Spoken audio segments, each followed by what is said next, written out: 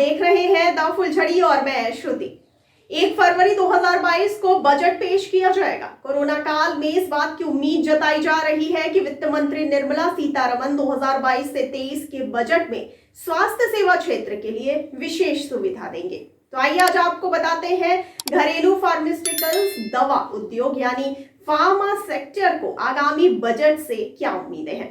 सबसे पहले बात कर लेते हैं फार्मास्यूटिकल्स उत्पादों को RODTEP में शामिल करने की उम्मीद। जी हाँ, खबर के मुताबिक आयकर अधिनियम 1961 की धारा 35(2)AB के तहत कटौती के उच्च प्रतिशत की बहाली रिसर्च एंड डेवलपमेंट और इनोवेशन को प्रोत्साहित करेगी। खासतौर से 85% उत्तरदाताओं को R&D खर्च के लिए आयकर अधिनियम 1961 की धारा 35(2)AB के तहत कटौती के उच्च प्रतिशत की बहाली की उम्मीद जताई जा रही है। इसके अलावा 81% को उम्मीद है कि फार्मास्यूटिकल्स उत्पादों को RODTEP योजना में शामिल किया जाएगा।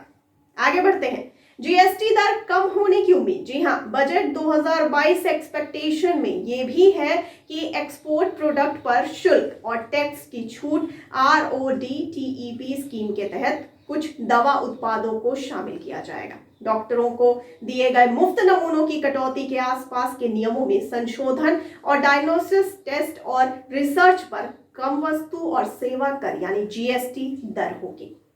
आगे आपको बता दें, खर्च और निर्यात और अनुसंधान और विकास को प्रोत्साहन जरूरी माना जाएगा। जी हाँ, भानु प्रकाश कलामत SJ पार्टनर और sector leader pharma and health care grant Thornton Bharat के मुताबिक अगर बात की जाए तो भारत के फार्मास्यूटिकल्स उद्योग ने महामारी के खिलाफ वैश्विक लड़ाई में महत्वपूर्ण भूमिका निभाई है।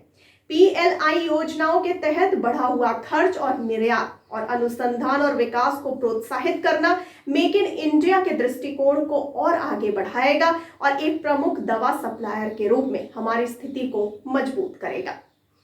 आगे बात करते हैं। GDP के 3% तक हेल्थ सेक्टर के लिए होना चाहिए आवंटन। जी हाँ, आपको बता दें कि फार्मा इंडस्ट्री ने निजी क्षेत्र की कंपनियों के लिए कारोबार में सुगमता की स्थिति बेहतर करने के लिए विभिन्न प्रक्रियाओं के सरलीकरण की भी मांग की है। मीडिया रिपोर्ट्स के मुताबिक अगर बात की जाए तो भारतीय फार्मास्यूटिकल्स उत्पादों के संगठन यानी OPPI के अध्यक्ष S श्रीधर का कहना है कि बजट में स्वास्थ्य क्षेत्र के लिए आवंटन सकल घरेलू उत्पाद यानी GDP के मौजूदा 1.8% से बढ़ाकर 2.5 से 3% किया जाना चाहिए। उन्होंने कहा कि इसके साथ ही जैव फार्मास्यूटिकल्स क्षेत्र में शोध एवं विकास के लिए अलग से आवंटन किए जाने की जरूरत है। आगे बात करते हैं। रिसर्च एंड डेवलपमेंट के लिए अलग फंड देने की उम्मीद जताई जा रही है। जी हाँ, इंडियन फार्मास्यूटिकल्स अलायंस यानी IPA के सेक्रेटरी जनरल सुदर्शन जैन ने कहा कि फार्मा सेक्टर में इज ऑफ डूइंग बिजनेस में सुधार करने की और अतिरिक्त कदम उठाए जाने चाहिए, जिसमें प्रक्रिया को आसान और इंडस्ट्री फ्रेंडली बनाने पर जोर दिया जाना चाहिए। इसमें रुकावटों को खत्म करने के लिए खास प्रावधानों को लाया जाना चाहिए, जिससे निवेश को प्रोत्साहन मिलेगा और यह इंडस्ट्री की लंबी अवधि की ग्रोथ में योगदान देगा। इसके साथ ही उन्होंने कहा कि फार्मास्यूटिकल्स इंडस्ट्री के लिए इनोवेशन और R&D महत्वपूर्ण है।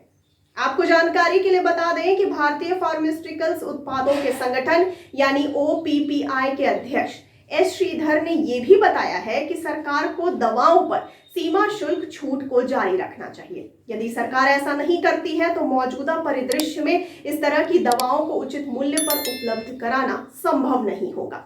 उन्होंने कहा कि विरले प्रकार के रोगों के लिए नवनिवेशी दवाओं पर आयात शुल्क छूट पर विचार किया जाना चाहिए।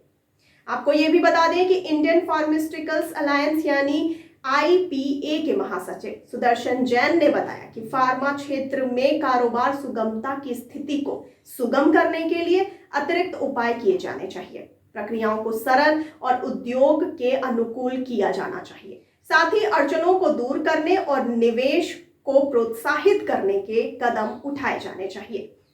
तो आपको इस बारे में क्या कहना है? अपनी राय और प्रतिक्रिया हम तक जरूर पहुंचाइए कमेंट बॉक्स में कमेंट करके, और साथ ही साथ हमारे चैनल को लाइक, सब्सक्राइब और शेयर करना ना भूलिए। और मुझे दीजिए इजाजत, लेकिन आप बने रहिए द फुलझड़ी के साथ। धन्यवाद।